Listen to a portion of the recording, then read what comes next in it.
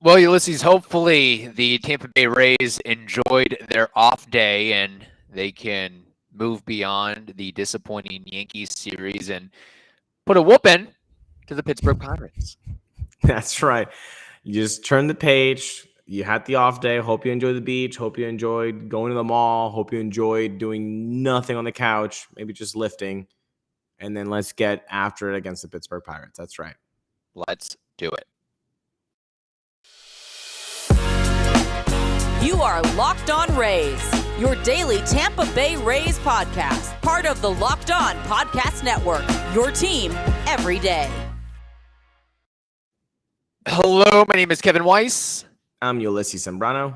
And we're the host of the Locked On Rays podcast, part of the Locked On Podcast Network. Thank you for making Locked On Rays your very first listen every day. And remember, Locked On Rays is free and available on all platforms, including YouTube at Locked On Rays. If you're interested in advertising with the program, lockedonrays@gmail.com. Speaking of advertisers, make your moment sparkle with jewelry from BlueNile.com, and Locked On Sports listeners will get $50 off purchases of $500 or more using code Locked On. That's LOCKEDON. All right, Ulysses, the Rays face the Pittsburgh Pirates for, I believe it's a 3-game set, Friday, Saturday, and Sunday, correct? And the Pirates, not surprisingly, not good this season. But again, if you're the Rays, you're at the point where you can't overlook anybody. In fact, as of this recording, the Pirates are in a better position in their division than the Rays are in their division. I guess that speaks to how bad the NL Central is, that the Pirates are third in the Central with a 28-40 record as of this recording, while the Rays are fourth in the AL East with, a 37-32 record. But it is what it is, I suppose. I've always said this in the three-year run of this podcast, and I've said it since, I don't know, 20 years since following MLB baseball. The Central divisions are a joke. They're always a joke. Year in and year out. They are just so non-competitive. It's always like one or two teams that are just way better than the rest. And so they have it easier. Like you're saying, I mean, the Rays are a better team. They have a better record. And yeah, they're in a tougher position to go to the playoffs than the Pittsburgh Pirates. And I'll tell you about these Pittsburgh Pirates. They are the best thing that can happen to this Rays team after that Yankee series that just happened. Because it's kind of like when you have maybe a couple more adult beverages than you should have, and you wake up not feeling so great the next day, and you need the breakfast burrito, you need the big hearty meal to get through the day and become yourself. That's exactly what the Pittsburgh Pirates are for the Rays right now. They had a couple too many adult beverages, and now they need that hearty breakfast. Yeah. That's the Pittsburgh Pirates. Why? They're 28th in OPS. Okay, they're 28th in batting average. They strike out the 6th most of the whole MLB. Whole MLB, for those who don't like the MLB. So all of those stats are way worse than the Rays are, and you can know how anemic the Rays offense has been. The Pittsburgh Pirates rank worse in all of those categories than the Rays. Yeah, it's interesting. I looked it up. So, yes, the Pirates are 28th in team OPS, but who's 27th? Tampa Bay. Yeah, I mean, but again, the Rays have a much better just team-wide ERA, much better pitching staff, while the Pirates actually are better defensively than the Rays. Let's also recall and remember that the Rays are not good defensively this year.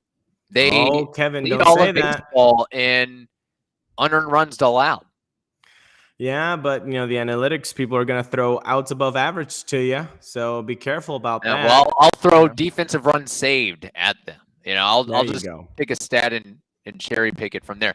Now, yes, the Pirates are not a good team by any means, but they do have an intriguing roster, at least offensively. They just called up O'Neal Cruz, which we talk about Shohei Ohtani and and guys with unique skill sets, O'Neal Cruz has a really, really unique skill set when you consider he's a 6'7" shortstop who hits the ball hard, runs really fast, and throws really hard. He's one guy that, again, he's just getting settled in, has had a couple games under his belt. So I think he'll certainly elevate the Pirates going forward. But you've also got guys like Brian Hayes and Brian Reynolds, Jack Swinski. So they actually do have a decent core of interesting, intriguing players to watch. But I'll be spending most of my time focusing on O'Neal Cruz, the fact that he's a power forward playing shortstop. And what's funny is that, this season his numbers weren't that great in the minor leagues. I think his OPS was under 800, and he didn't make the club out of spring training after doing really well in spring training.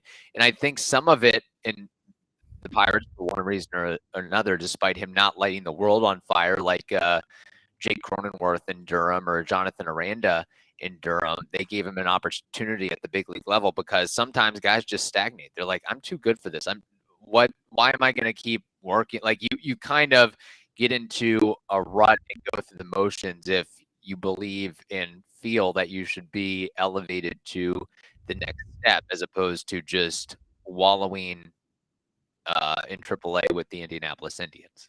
I think that happened with Chris Bryant there when the Cubs blatantly just manipulated his service time. It was kind of like the O'Neal Cruz thing. Like, he really wasn't. I mean, he didn't have anything else to show up. Like, I'm major league ready, and I'm major league ready in the fact that it's not like, oh, I can be a serviceable piece. It's like, no, I can automatically just slot in and to be the best top 50 players of the league. Like, that why are you doing this? So no, he's impressive, man. I'm also psyched to see him and kind of see that talent. I mean, see 6'7" as a shortstop.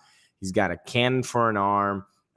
It'll be really fun to see him. But also, you didn't mention Diego Castillo, who also I think was part of that Yankee trade a couple years back. So no, they've got interesting pieces. And look, man, and not Diego Castillo, the Rays pitcher. This is a different Diego Castillo. Correct. Yes, infielder. But we say, oh, they have really nice pieces. Well, they've been rebuilding since like 2014. You better have nice pieces, for God's sakes. I mean, so it's an interesting team. But again, you are the one that always says that they better sweep. I proclaim a sweep. I'm never going to say that. But I'm real close. Like, you need to show up. You need to show up, beat them down. That's it. Just beat them down. Don't beat yourselves up. Try to play a clean game of baseball. That's it. And I'm also looking at you, Kevin Crash. Play a clean game on the sheet, on the lineup sheet. The guys have had an off day, right? Everybody is at full level speed, unless there's something that we don't know about. There's a little aches and pains. But you know what? It's June 23rd. Well, June 24th when this episode comes out. Everybody now has aches and pains now. So unless it's something major, my man, you're going to have to use the people that you're going to have to use. Okay?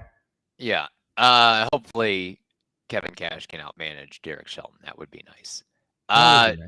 Also, with the Pirates coming to town, it gives us memories of that trade where the Rays got Shane Baz, Austin Meadows, and Tyler Glasnow. That brings up the question, do you think the Pirates will make a trade with the Rays within the next 3 years, 5 years, 10 years, or ever again?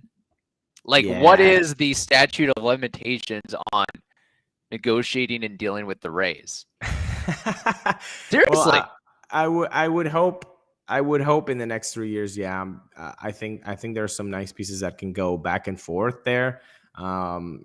Honestly, I really like that kid they have, Ronzi Contreras. I mean, what's not to like with him?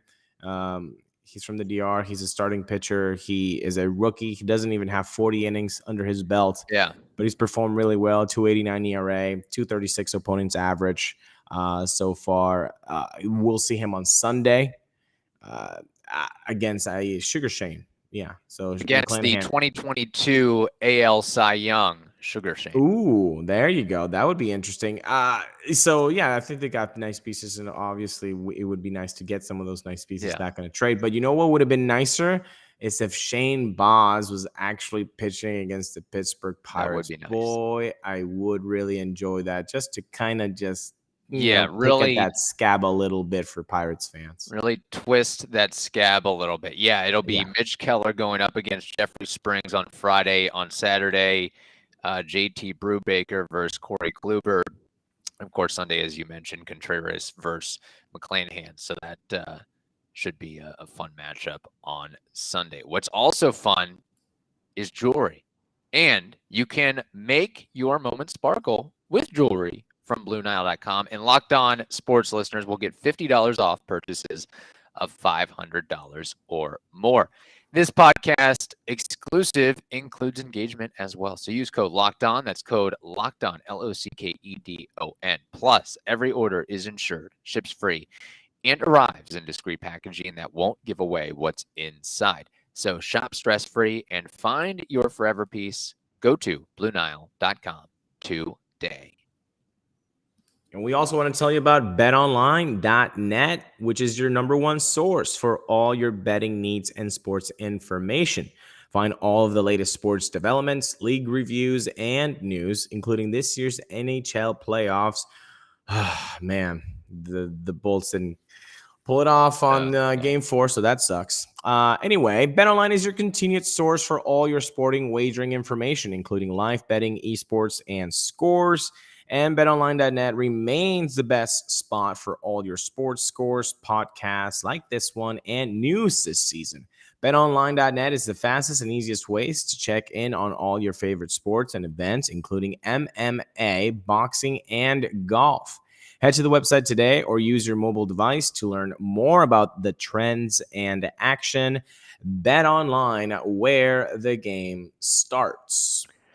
All right. It is not a frustrating Friday, but hopefully a fun Friday. And to continue with that, we're bringing back our recurring segment. How's that X-ray? How's that X-ray doing, where we focus or spotlight a former Rays player or maybe prospect as well. So Ulises, who do you want to discuss today? I want to discuss X number 1 on his back, which is a little bit of a foreshadowing here. Willy Adames. How is he doing with the Brewers? How is he doing with new hitting coach Ozzie Timmons? Well, he's definitely got pop. He has 14 home runs so far, and his launch angle has increased every year by 2 degrees, and now the last 2 years by 4 degrees. He's at a career high 20.1 degrees in launch angle. He's hitting the ball harder. The defense is there, outs above average, 91st percentile, but he's getting BABIP'd quite badly. This is the lowest of his career by 100 points. He's hitting 219. He's BABIP'd at 219. The lowest he's ever been before that had been 319. And yet, because of the defense, because of the pop, he has a 1.1 B WAR, baseball reference WAR. He has a 1.5 F WAR, Fangraphs WAR. But the slash line is definitely not pretty for those traditional stats fans. He's hitting 211 with a 284 on base and a 486 slugging. So, yeah, that is a 771 OPS, but not a lot of on base, not a lot of batting discipline. When you look at Willie, you know the batting, the plate discipline is can go swing heavy off. Yes, and I will tell you that he has a strikeout rate of 28%. So, for Brewers fans watching Willy Adames at bats must be, again, that F word comes up, frustrating, because it's either feast or famine. Another F word and another F word there, feast or famine with Willy Adames. So that's how he is doing in the 2022 season. I remember I said this, I think, a couple years ago, that Willy Adames in time will have 30 home run potential. You did. And he's well on track for that. Yeah, this could be his first year You said that, I think the first time you said that was between the 2019 and 2020 season. Like Yeah. that, like before, before COVID. Like that's Oh how my gosh. long, like we were youngins back then. Now I'm 55 years old Yeah, our in 3 years. lifespans have decreased significantly. Yeah. But yes, I think part of the problem with Willie, because I saw the power, I saw some of the 400-foot shots, but his inability to hit at the trop, and now being in more of a hitter-friendly ballpark and being in a more hitter-friendly division that is the NL Central, just that just foments his ability to get 25 to 30 home runs, which for a shortstop is very, very rare, let alone a shortstop that is as good defensively as he is, at least previously he's shown. Yeah, no, for sure. And we're gonna see him. The Rays are gonna be playing the Brewers, and I believe that series will be at the Trop. So guess what? We will be seeing Willie Adames, and Willie Adames will not be seeing the baseball coming to him because he can't hit at the Trop, and that'll be good news for Rays fans. Yes. So that's nice. He might just have to lay down bunts. That might be his modus I operandi. don't foresee that happening, but we'll see. Do you think, despite his struggles at the Trop, which are very well publicized, do you think he will go off in that series? Like, he will surpass all the Trop vision issues, and he's like, I want to prove a point. I want to show up and show out against the team that got rid of me to call up the hot shot Wander Franco. I think that'd be great. I think that'd be great storytelling. I just don't think so, because especially after he was, traded, the quote was, "I was swinging blindly." Like when the player says that, I was swinging. I was just guessing, and we were saying that like he looks like he's guessing. This is why mini rant here. Hello, mini rant here. This is why when the pro analytics people like, oh, you can't do the eye test. No, I'm sorry. Yes, you can do the eye test for some things. Now, you can go off the wall and be like that Moneyball scout saying, like, oh, that guy has no confidence because look at his girlfriend. Like, you can't do that. But if I'm looking at Willie Adames just swinging badly, I can say he's guessing. Yes. You can see that. So for the analytics people that go like, oh, it's all about the numbers. You can't just say eye test. You can't. And he was swinging blindly. We were saying he was swinging blindly. And then Willie Adames gets traded and said, hey, I couldn't see the ball. I was swinging blindly. Eye test, literally. Willie Adames needed an eye test for the Trop. Who knows? Maybe in 50 years, 20 years, 10 years, however many years, that the Rays will have some sort of technology that will determine if a guy's eyesight and eye color and how his eyes are predisposed, if that would allow him to hit at the Trop. I guess by then the Rays won't be at the Trop, thankfully. That's some Gattaca stuff. Did you ever watch that movie, Gattaca? I did not. But I'm thinking, it's your weekend homework. I got Elon Musk on speed dial. I'll have him develop that technology there. So really, Elon Musk on your speed dial. Get him to advertise with us, man. Dang. I know. Well, he's a little tied up right now. He's kind of busy. Maybe I'll. I got Peter Bendix on speed dial. Eric Neander, Stu Sternberg. I never call Stu. He always calls us during the podcast, right. Stu, which is very He's kind of a troll, isn't he? Yeah, very inconsiderate. You'd think he'd have better things to do, but clearly not.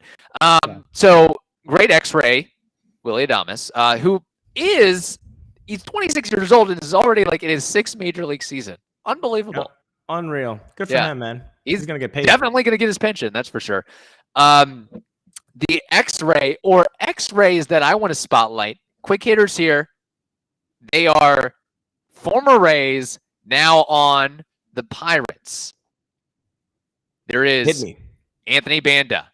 Oh, and not to bury the lead, but they are not doing well. Anthony Banda. Banda or Banda? Banda. AB. I don't know. What I do know is that he has a 5.89 ERA in 18 1/3 innings. Oof. Michael Perez, neck tattoo. He has clutch. What's that? El Clutch. Not this year. He's got a You thought Mike Zunino was bad? Michael Perez has a 119 batting average with 3 homers and a 435 OPS. Yeah. Struggle And then City. number 3, Yoshi Tsutsugo. Ooh. Rays legend. Tell me. Rays, one of the highest paid free agents in Rays history. He has a 177 batting average with 2 homers and a 538 OPS. Man. That is rough. Rough times for X-Rays today. So the fire Derek Shelton chance, maybe they're continuing in Pittsburgh. Go from there. All right. It is a Friday, which means it's time for baseball trivia and name that war. Ulises, what do you have for trivia today? Well, I did shadow this with the Willie Adames thing. I'm just going to do a little bit of a different kind of trivia today. I'm going to give you 60 seconds on the clock, Kevin. Ooh, 60 seconds on the clock. And I'm going to name baseball players on this Rays 2022 team. And you are just going to give me the very simple answer of their jersey number. Oh, God, I'm terrible with this. Okay, 60 seconds. Let's see how many you get right here, okay? Can I skip? What are the parameters here? Well, you're going to have strikes. So let's see how many strikes you get. Okay. Yeah. Okay, so here we go. 60 seconds on the clock starting now. Yandy Diaz. 2. Wander Franco. 5. Ji-Man Choi. Skip. That's a strike. Strike. Try. Come on. 13. No, 25. 25. 26. You were close at the end. 26. Okay. Vidal Brujan. Oh, my God. Single digits, I think. 7. Very good. Brendan Lau. 25. 8. Damn it. Taylor Walls. Oh, good. Taylor, 10. Strike 3. He's 6. Okay. Mike Zunino. 50. 10. Strike 4. Shane Baz. 2. You said that for Yandy Oh, wait. Diaz. 1. No, 11. Close at the end. For Rays fans, Wander Franco is 5. Look at this. This is kind of cool. I think this is maybe by design or not, but I think it is by design. Wander Franco, the young core. Wander Franco 5. Taylor Walls is 6. Vidal Brujan is 7. Brendan Lau is 8. So, maybe that's going to be a future batting order for Kevin Cash. Oh, well, maybe. I mean, he's got to do something, man. Got to do something for that offense. That was fun. No, you stumped me there. I am terrible with jersey numbers. It was observational trivia. How about that? Yeah, and clearly I'm not very good at making observations. But no, that's a good one. I like the creativity there. And maybe I'll get you back and try to stump you to some extent with this Name That War. This Name That War is a former Ray. And his name is Eric Hinske. Ooh. Eric Hinske, the man that told Evan Longoria, you do not say no to your first millions. Smart man, Eric Hinske. So I have to give him a couple of more B-War points for telling Longoria that, because then he agreed to 2 long-term deals with the Rays and made his money. And then Longo told that to Kevin Kiermaier. So look at that. And then Kiermaier probably told that to Wander Franco. And hopefully he's telling that to Shane McClanahan and Shane Baz. And the list goes on and on. Exactly. You know how they talk about trade trees or what tree trades, whatever it's called? Yeah. This is like the quotes. Coaching tree. The quote tree in the clubhouse. All right. Enough lollygagging here. Eric Hinske. He probably had like just around a 10-year career. I don't see Eric Hinske having a season higher than 3 WAR. I don't see it. Maybe he did, but I just don't see it. So if he was about 1 WAR for like 7 years. Maybe let's give him a year where he had 3 WAR. So that's 10 WAR. He didn't have that much of a glove, so you have to knock him down a bit because of that. 8 WAR, but he did have pop, but not too much pop. I'm going 9 WAR. Really good guess, and you are very, very close. His career WAR, B WAR that is 7.8. Okay. Eric Hinske, who, by the way, is a 2-time World Series champion and was a Rookie of the Year winner back in 2002, which goes to show you just because a guy wins Rookie of the Year does not mean he's destined to have a career WAR of 30 to 40 homers. There's many guys who've won the Rookie of the Year and have just been, not taken away from Eric Hinske, but they've had Ben Grieve-like careers, if you will. So just don't assume that, oh, this guy is destined for greatness just because he won Rookie of the Year. But Eric Coughlin also have a Rookie Year of the Year? Coughlin? Yes, he does. Yeah. In fact, I would venture to say that there's many, the list of Rookie of the Years is dotted with those types of guys who finish with like an 8, 9, 10 career WAR. Nothing to scoff at. Nothing to scoff at, but that's the point of people are like the prospect huggers. Let it go. Yes. Hinske, 12-year career, has his pension, 137 homers in his career, 762 career OPS, 99 career OPS plus, 332 career on base percentage, 249 career average. And we know he was a staple or very important to that 2008 team with the Rays. Let's also recall that he signed a minor league contract with an invite to spring training in February of 2008. So it wasn't a guarantee that he was going to make it to the show or make an impact. And certainly he did in that 2008 season. And that 2008 season was interesting from this perspective. On the final day of the regular season, Hinske hit his 20th home run, drove in his 60th run, and stole his 10th base of the year. It was the first time he had hit 20 home runs since his rookie year of 2002, and the first time he had stolen 10 bases or more since the 2004 season. So the Rays analytics team, their front office, their scouting staff, they found not a diamond in the rough, but a guy who was undervalued, overlooked by other organizations, and said, we'll scoop you up, buddy. We like to add this testy veteran to a core of young, talented, athletic players, and good things happen. Who is that testy veteran in this year? Don't tell me Kevin Kiermaier. That's healthy? I mean, like, I'm just trying to, you said yesterday on Thursday's episode, there's a lot of, if you kind of look hard enough, they look like the 2021 Durham Bulls. Don't you need some elder statesman, been there, done that? I know Kevin Kiermaier, but Nelson Cruz, trade for him. No, you're not on the Nelson Cruz bandwagon.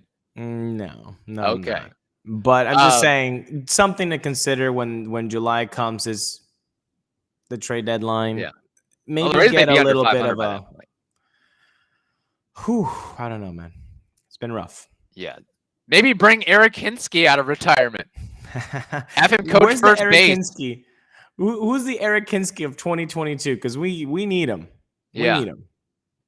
There are guys out there with that Eric Hinske DNA that you can find and that aren't that expensive. And while the numbers may not look great, they could add a whole hell of a lot to the clubhouse dynamic. So that is a really astute point on your end.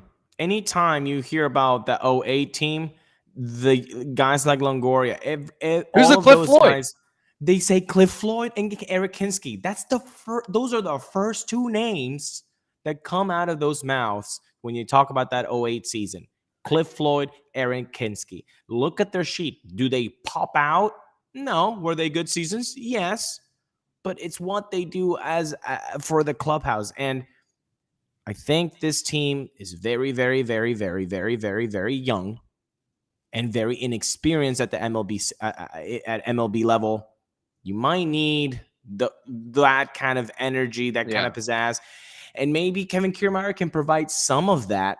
But also, just like managers get stale, I think leadership in the clubhouse also gets stale, especially when somebody gets hurt. It's a little bit difficult. I bet it's a little bit more difficult for Kevin Kiermaier to be the leader that he is, because he is a leader and he is a really good voice in that clubhouse. But it must be more difficult for him to do that while injured than while he's out there playing. And right now he's injured, man. We need our Jed Lowry. We need our Joey Votto. Joey Votto, I mean, obviously, great player, future Hall of Famer, most likely. But basically, get a guy that's over 35, that's been around the block a little bit. Get that Albert Pujols. Something to add to the. Jed Lowry might be the guy, honestly. I mean, that's just shake it up. Shake it up, put it in a bottle, shake it up. And again, maybe we see Wander Franco soon enough, and that'll be the jolt that this offense, this clubhouse needs to get their boy back. Well, I think that's the thing, too, is not to go on a rant here, but I think just the presence of Wander Franco back in that clubhouse will elevate things so much. He brings so much energy, enthusiasm, and great play. And he'll, hey, if you're not keeping up with his passion, S or get off the pot, because it's his team once he comes back. And he will, I feel like, set the tone for that team going forward. Yep, Air Franco. There we go. I'm waiting for it. And if you don't know the Air Franco, well, guess what? Just subscribe to the YouTube channel already. It's been months since we started the YouTube channel, and you haven't subscribed. You know who you are. You haven't hit that subscribe button, and you can do that. You know why? Because it's free. It doesn't do anything to you. It won't give you notifications. It won't push anything towards you. It'll just be there, and you're helping us out. If you enjoy the podcast, subscribe, hit that like button, and you're helping us a lot. So thank you. Yeah. And if you want your business name on the scroll, the rolling scroll of the YouTube channel, lockedonrays@gmail.com, if you're interested in that. All right. Thank you again for making the Locked On Rays podcast your very first listen every day. Now make your second listen the Locked On MLB podcast. That is also free and available on all platforms. Hope you all have a wonderful day. Stay safe, and we will talk to you next week.